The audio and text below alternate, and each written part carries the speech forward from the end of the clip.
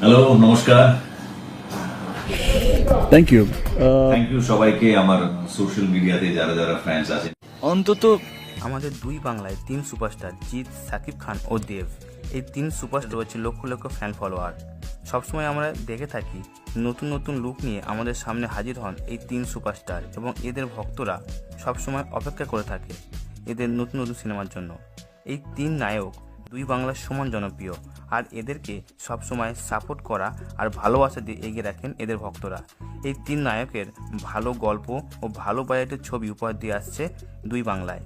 এই তিন নায়কের মধ্যে মিলও রয়েছে, তা হলো এই তিন নায়ক অভিনয়ের পাশাপাশি এখন ছবি প্রযোজনা করছেন এবং এদের নিজস্ব প্রোডাকশন হাউসও আছে। তো ভিউয়ার্স, চলুন আজ জানবো এই তিন নায়কের মধ্যে কার বেশি ইনকাম আর কে সবচেয়ে বেশি ধনী। প্রথমে আসছি জিতের কাছে। 2002 সালে জিতের প্রথম ছবি সাথী, এই সিনেমায় তার অভিনয়ের জন্য তিনি BFG এর পক্ষ থেকে সম্ভাবনা অভিনেতার পুরস্কার পান। এই সিনেমা তাকে তুমুল জনপ্রিয়তা এনে দেয়। তার প্রথম সিনেমাটি সেই সময় 9 কোটি টাকা ইনকাম করেছিল, যা তখনকার সময় অনেকের কাছে অসম্ভব ছিল। এরপর জিতকে আর পিছনে ফিরে তাকাতে হয়নি। বর্তমানে তার প্রতিটি সিনেমার জন্য 1 কোটি টাকা থেকে 1 কোটি 30 লক্ষ টাকা পর্যন্ত পারিশ্রমিক নিয়ে থাকেন। 2020 সালের রিপোর্ট অনুযায়ী জিতের সম্পদের পরিমাণ 137 কোটি টাকার সমপরিমাণ। তবে এই তালিকায় জিতের স্ত্রীর সম্পদের তালিকা যুক্ত করা হয়নি, শুধুমাত্র জিতের সম্পদের তালিকা যুক্ত করা হয়েছে। এবারে আসা যাক দেবের কাছে। অগ্নিশপথ ছবির মধ্য দিয়ে বাংলা চলচ্চিত্রে পদার্পণ করেছেন দেব। কলকাতা সিনেমার একজন অন্যতম প্রধান নায়ক দেব আর বিখ্যাত অভিনেত্রী শুভশ্রী গাঙ্গুলি জুটি বেঁধে একের পর এক ভালো সুপারহিট ছবি উপহার দিয়েছেন দর্শকদের। দেব 2014 সালে লোকসভা নির্বাচনে তৃণমূল কংগ্রেসের হয়ে নির্বাচনে অংশগ্রহণ করেন এবং সেখানে তিনি জয়লাভ করেন। দেব বর্তমানে প্রতিটি সিনেমার জন্য 70 থেকে 80 লক্ষ টাকা নিয়ে থাকেন। পশ্চিমবঙ্গে সমীক্ষার দেওয়া তথ্যর মতে দেবের সম্পদের পরিমাণ 31 কোটি টাকা। এই পরিমাণ সম্পদ নিয়ে দেব রাজ্যের দ্বিতীয় ধনী সাংসদ নির্বাচিত হন। যদিও সবাই জানে, সমীক্ষায় দেবের আসল সম্পদের পরিমাণ উল্লেখ করা হয়নি। অনেকে বলেছেন দেবের সম্পদের পরিমাণ এটা থেকে অনেক বেশি।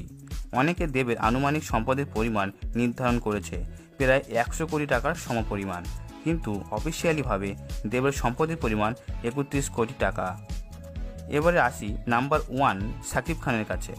বাংলাদেশের সবচেয়ে জনপ্রিয় নায়ক সাকিব খান, যে কিনা একাই প্রায় 1 যুগেরও বেশি সময় ধরে বাংলাদেশের সিনেমা ইন্ডাস্ট্রিতে লাভ করে আসছে। শুধুমাত্র বাংলাদেশ নয়, পশ্চিমবঙ্গেও সাকিব খানের ব্যাপক জনপ্রিয়তা রয়েছে। সিনেমা কেরিয়ারে জিৎ ও দেবের তুলনায় একটু এগিয়ে আছেন সাকিব খান। 1999 সালে তুমি আছো তুমি নেই সিনেমার মাধ্যমে তার অভিনয় জীবন শুরু হয়। সাকিব খান বাংলা সিনেমায় ইন্ডাস্ট্রিতে প্রায় 50টার বেশি নায়িকার সাথে কাজ করেছেন। এরাও তার প্রাক্তন স্ত্রী অপু বিশ্বাসের সাথে প্রায় 72টি বেশি সিনেমায় অভিনয় করেছেন, যার বেশিরভাগ ছবি ছিল ব্যবসায়িকভাবে সফল। সাকিব খান তার অভিনয়ের জন্য প্রায় 70 থেকে 80 লক্ষ টাকা পারিশ্রমিক নিয়ে থাকেন। তবে এখন করোনার কারণে তার সিনেমা সচল রাখতে তার পারিশ্রমিক একটু কমিয়ে দিয়েছেন। তার এই দীর্ঘ 22 বছরের সিনেমা কেরিয়ারে অনেক অর্থ সম্পদের মালিক হয়েছেন সাকিব খান। জানা যায় তার অর্থ সম্পদের পরিমাণ 138 কোটি টাকার সমপরিমাণ। সেদিক থেকে বিচার করলে এই তিন নায়কের মধ্যে সাকিব খান এগিয়ে আছে। তারপর দ্বিতীয় স্থানে আছেন সুপারস্টার জিৎ, তবে সম্পদের দিক থেকে একটু পিছিয়ে আছেন দেব। তো প্রিয় ভিউয়ার্স, আমাদের এই ভিডিওটি আপনাদের কেমন লাগলো তা অবশ্যই আমাদেরকে কমেন্টের মাধ্যমে জানাবেন, এবং আপনাদের প্রিয় নায়ককে তার নাম সহ আমাদেরকে কমেন্ট করবেন। এবং আমাদের এই ভিডিওটি ভালো লাগলে একটি লাইক করবেন এবং বন্ধুদের মাঝে ফেসবুক, হোয়াটসঅ্যাপ, মেসেঞ্জারে শেয়ার করতে ভুলবেন না। এবং আমার চ্যানেলে নতুন হয়ে থাকলে আমার চ্যানেল সাবস্ক্রাইব করে বেল বাটনটি অল করে দেবেন। ভিডিওটি শুরু থেকে শেষ পর্যন্ত দেখার জন্য আপনাকে অসংখ্য ধন্যবাদ।